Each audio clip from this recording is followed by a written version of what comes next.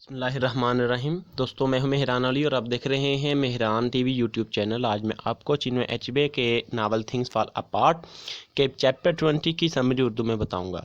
یہ چیپٹر 20 جو ہے یہ اس ناول کا تھرڈ پارٹ کا پہلا چیپٹر ہے۔ اس ناول کے ٹوٹل 25 جو ہیں وہ چیپٹرز ہیں اور یہ 20واں چیپٹر ہے۔ اس چیپٹر تک پہنچ کر ہمیں پتہ چلتا ہے کہ نوئے کے علاوہ بھی اوکونکیو کے 5 اور بیٹے بھی ہیں، جنہیں وہ بلاتا ہے اور انہیں کہتا ہے کہ آج سے نوئے میرا بیٹا نہیں ہے اور نہ آپ کا وہ بھائی ہے، اس لیے اگر تم میں سے بھی کوئی نئے مذہب میں جائے گا تو میں اسے بیٹا ماننے سے انکار کر دوں گا اور اسے گھر سے نکال دوں گا، اور اگر میرے مرنے کے بعد بھی کوئی نئی مذہب میں گیا آپ میں سے تو میں اپنی روح کی شکل میں آ کر، یعنی میری روح جو ہے وہ آ کر آپ کی گردن توڑ دے گی، میں پھر بھی تمہیں نہیں چھوڑوں گا۔ اوکونکیو نے بہت خواب سوچے تھے کہ جب وہ اموفیا واپس جائے گا مبانتا سے 7 سال گزارنے کے بعد، تو وہاں اپنی کھوئی ہوئی عزت کو بحال کرے گا، ایک بہت بڑا گھر تعمیر کرے گا اور پیسے کا اظہار کرے گا اور ایک روبو دبدبا رکھے گا وہاں کے لوگوں پر، ایک بہت بڑا سردار بن کے دکھائے گا۔ مبانتا میں قیام کے دوران اس کی فصل بہت اچھی ہوتی ہے اور اب یہ کافی امیر بھی ہو جاتا ہے۔ اس کے پاس جو بارن ہے، جو ذخیرہ ہے اناج کا، وہ بہت بڑی تعداد میں ہے۔ دوسری طرف اس کی بیٹی ازینما جوان ہو جاتی ہے اور وہ بے حد حسین ہوتی ہے، انتہائی زیادہ حسین، کہ جس کی وجہ سے مبانتا کے امیر ترین گھرانے کے لوگ اور یقین کریں کہ لائنیں لگ جاتی ہیں، لوگ رشتے کے لیے آتے ہیں، لیکن وہ انکار کر دیتی ہے کیونکہ اوکونکیو چاہتا تھا کہ اس کی بیٹی ازینما اس مدر لینڈ پر شادی نہ کرے بلکہ وہ اموفیا واپس جا کر شادی کرے۔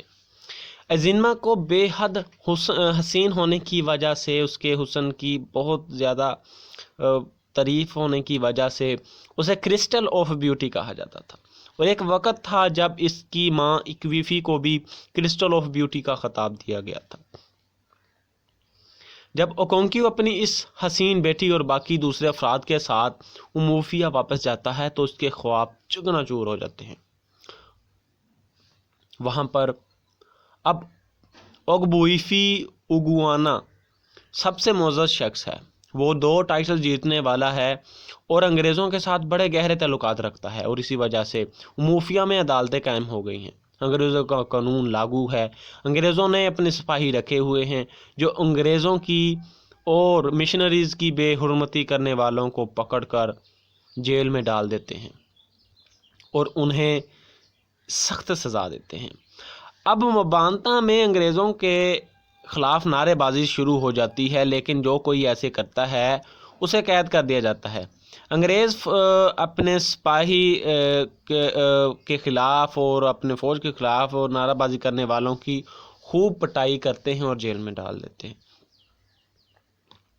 اوکونکیو کو یہ سب کچھ دیکھ کر بے حد دکھ ہوتا ہے اور وہ اوبریکا سے ملتا ہے اور کہتا ہے ہمیں انگریزوں کے خلاف متحد ہونا چاہیے اور انہیں یہاں سے بھگا دینا چاہیے، لیکن اوبریکا جواب میں کہتا ہے کہ بہت دیر ہو چکی، ہمارے اپنے بھائی، ہمارے اپنے بچے، ہمارے اپنے بزرگ، ہمارے اپنے معززین انگریزوں کے ساتھ مل گئے ہیں، ان کے مذہب کو انہوں نے اپنا لیا ہے، آج وہ ہماری روایات کو غلط قرار دے رہے ہیں۔ کل جن روایات کی بدولت ہم ایک تھے، یکجا تھے، ہم میں یکجہتی تھی، اتفاق تھا، آج انگریزوں نے ان روایات کے اوپر اپنے مذہب کا خنجر رکھ کر ہمیں ہمیشہ کے لیے اپارٹ کر دیا ہے، علیحدہ کر دیا ہے، ہمارے اپنے ہمارے خلاف ہو گئے ہیں۔ وہ مزید کہتا ہے کہ یہاں 2 افراد انیتو اور اوڈوچی کے درمیان زمین کے مسئلے پر لڑائی ہو جاتی ہے اور انیتو اوڈوچو کو قتل کر دیتا ہے۔ جب انگریز کو پتہ چلتا ہے تو وہ انیتو کو ڈھونڈنے کے لیے اپنی فوج اور سپاہی بھیجتا ہے، وہ انیتو کو پکڑ لیتے ہیں اور انگریز اسے عدالت میں پھانسی کی سزا دیتا ہے اور پھر اسے پھانسی دے دی جاتی ہے یا اسے لٹکا دیا جاتا ہے۔ کہتا ہے کہ انگریز بہت چالاک ہے اور وہ اپنے ساتھ اپنا مذہب لایا، ہمارے لوگوں کو عہدے دے کر ورغلا کر اپنے ساتھ ملا لیا، اور اب اگر کوئی ان کے خلاف مزاحمت کرتا ہے تو اس کا حشر عوامی قبیلے والوں کی طرح ہوتا ہے۔ گوروں کی بڑی تعداد آتی ہے، ساتھ اسلحہ لاتی ہے اور سب کو قتل کر کے جگہ پر قبضہ کر لیتے ہیں۔ اس کی چند ایک بہت پیاری لائنز ہیں۔ اس پورے چیپٹر کا جو نچوڑ ہے وہ اسی پورے ناول کا نچوڑ اس چیپٹر میں ہے۔ یہ جو ناول کا نام جو رکھا گیا، ٹائٹل رکھا گیا تھنگز فال اپارٹ، اس ٹائٹل سے ریلیٹڈ کچھ لائنز ہیں، وہ میں پڑھ کر آپ کو سنانا چاہتا ہوں۔